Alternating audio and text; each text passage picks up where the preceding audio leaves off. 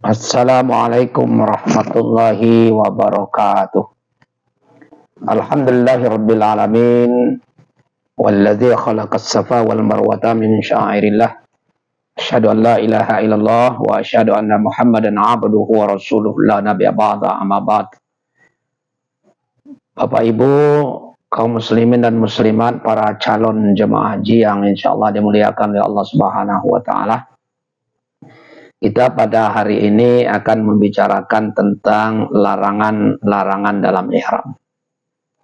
Larangan dalam ihram ini baik khusus untuk perempuan dan juga khusus untuk laki-laki. Kalau untuk laki-laki ini ada 3 larangan ihram. 3 saja. Yang pertama, kita tidak boleh memakai selain dari pakaian yang 2 lembar. Yang 2 helai itu. Hanya itu. Tidak boleh kita memakai pakaian selain daripada, kita tidak boleh memakai singlet, tidak boleh pakai celana dalam, dan lain sebagainya. Kemudian kita tidak boleh memakai kaos kaki atau sepatu yang menutupi tumit atau mata kaki. Yang ketiga, tidak boleh menutup kepala dengan apapun jenisnya. Apakah itu kopiah, apakah itu sapu tangan, apakah itu kain ihram itu sendiri, kita letakkan di atas, tidak boleh. Yang sifatnya menempel. Tapi bagaimana kalau kita memakai payung kena panas? Boleh. Karena dia tidak menempel. Jadi hanya 3 untuk kaum laki-laki. Sedangkan untuk kaum perempuan itu 2. Yang pertama, tidak boleh menutup wajah atau muka dengan apapun namanya. Bisa dengan cadar atau dengan masker. Nah, masker ini walaupun ada 2 pendapat, karena tidak menutupi seluruh, ya, ada membolehkan. Tapi kalau kita lihat dari tuntunan manasik haji dari Kementerian Agama, termasuk masker itu tidak dibolehkan, yang sifatnya permanen. Tapi andai kata kita lewat, ada debu, boleh masker itu kita naikkan. Atau akan menimbulkan fitnah, atau kita ada larangan, halangan syar'i. Nah, seperti kaum ibu-ibu, kalau dia tidak memakai masker, bisa menimbulkan penyakit. Atau hidungnya bisa berdarah dan lain sebagainya, itu lain. Maka itu diperbolehkan. Nah, kemudian ada larangan ihram yang dilarang untuk laki-laki, juga dilarang untuk kaum perempuan. Yang pertama, memakai wangi-wangian. Nah, jadi kita tidak boleh memakai wangi-wangian, baik yang ada pada badan kita ataupun di pakaian ihram sendiri. Tapi kalau kita tadi semasa di Madinah, habis mandi kita pakai harum-haruman di badan kita, justru itu dianjurkan. Yang tidak boleh itu setelah kita berniat, labbaik Allahumma umroh, itu tidak boleh lagi. Maka tidak boleh lagi kita memakai wangi-wangian, baik yang di badan kita ataupun di pakaian kita, di pakaian ihram tadi. Yang kedua, tidak boleh memotong kuku. Memotong kuku, mencukur rambut, jenggot, bulu-bulu kumis, dan lain sebagainya. Itu tidak boleh. Kemudian tidak boleh memburu binatang. Nah, ini mungkin tidak mungkin. Binatang apa yang menganiaya binatang, membunuh binatang, kecuali binatang itu membahayakan. Tapi kalau lipan, semut masuk ke kain ihram, menggigit kita, maka bunuh saja. Termasuk nyamuk, bunuh saja. Nah, itu termasuk jenis-jenis binatang yang membahayakan. Kemudian menikahkan, kemudian meminang, dipinang. Nah, ini kan.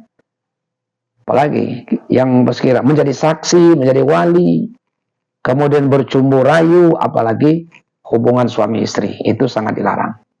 Kemudian termasuk mencaci, termasuk bertengkar, ngomong kotor dan lain sebagainya.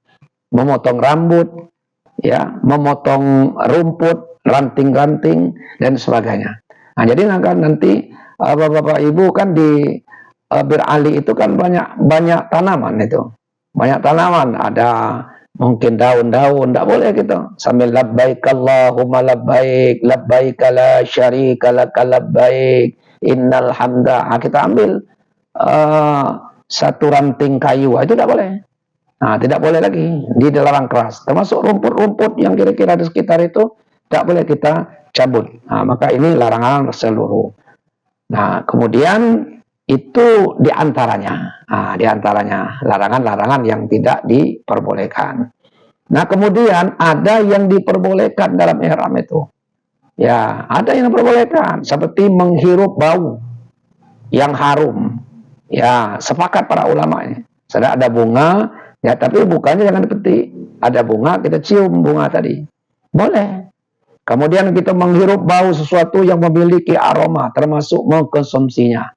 Ada kue, baunya harum, kemudian langsung kita makan. Itu boleh, tidak jadi masalah. Kemudian mandi dengan memakai memakai sabun. Tetapi disarankan sabunnya tidak berbau. Nah, kan ada di Mekah, di Madinah itu ada dijual itu sabun yang tidak ada baunya. Ini kan. Kemudian mencuci kain ihram boleh diganti. Tapi ingat, kita menggantikan di tempat tertutup. Tidak boleh. Tidak boleh kita membuka aurat di depan umum tadi. Jadi kita ganti di tempat tertutup kain ihram, baik laki-laki maupun perempuan boleh. Karena dia kena kotoran. Kita tidak yakin lagi, boleh diganti dengan kain ihram yang lainnya.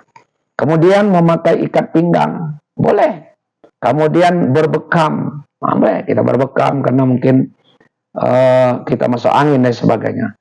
Kemudian menutupi badan dengan kain yang berjahit, asal tidak dipakai. Misalnya kita di mobil, ini di mobil, ya kita sedang ke ihram, karena di AC di mobil ini dingin, kita ambil jaket, tapi jangan dipakai, kita letakkan di belakang, itu boleh, tidak ada masalah. Tapi jangan di kepala, hanya di badan, sifatnya tidak melekat atau tidak kita pakai. Hanya itu diperbolehkan. Kemudian menyembelih hewan ternak. Nah, hewan ternak boleh kita menyembelih, bukan hewan buruan. Nah, kemudian bersiwak, bergosok gigi. Nah, bahkan ada yang membolehkan dengan bergosok gigi yang memakai pasta gigi asal tidak berniat untuk berharum-haruman. Tapi kalau menurut saya satu pribadi, lebih baik kita hindari. Karena pasti kita memakai pasta gigi itu ada niat, supaya mulut kita tidak berbau. Artinya kan kita sudah berniat untuk berharum-haruman. Maka itu kalau menurut saya itu lebih baik kita hindari menggosok gigi tapi dengan memakai pasta gigi. Nah, ini. Kemudian memakai cincin, memakai kacamata. Ya, termasuk berdagang, memakai kacamata, itu maksudnya memakai ikat pinggang, memakai sal seperti ini, tanda-tanda kita. Kemudian ada yang memakai hal yang berjahit, apakah itu tas koper, bukan tas koper, tas paspor yang kita bawa, itu boleh. Nah, yaitu walaupun dia berjahit. Nah, kemudian menyisir rambut, tetapi ingat, lebih baik ditinggalkan, dikhawatirkan nanti kita menyisir rambut itu ya terjadi rambutnya gugur. Nah, ini yang harus kita hindari. Jangan sampai larangan-larang ihram ini kita langgar. Apabila kita langgar, itu nanti kita akan membayar dam. Nah, ini kepada bapak dan ibu-ibu harus kita ketahui. Ya, walaupun kita tidak hafal, tapi kita tahu, ini boleh, ini tidak boleh. Karena ada jemaah yang pernah saya bimbing di mobil, dia sampai merah mukanya. Kata saya, kenapa Bu? Saya menahan kentut, katanya, menahan buang angin. Ya, kenapa Bu? Kan tidak boleh kita kadang-kadang ihram. Boleh kita buang angin, termasuk berak, termasuk buang air kecil, air besar, itu boleh, tidak dilarangan. Nah, tapi hal-hal yang seperti tadi itu harus kita perhatikan, jangan sampai kita lakukan. Kalau kita lakukan, maka kita wajib harus nanti kita membayar dam. Kalau tidak, bisa saja haji kita tidak sah. Nah, inilah bapak-bapak atau ibu-ibu para calon jemaah haji ya mohon kita baca kembali itu larangan-larangan dalam keadaan berihram.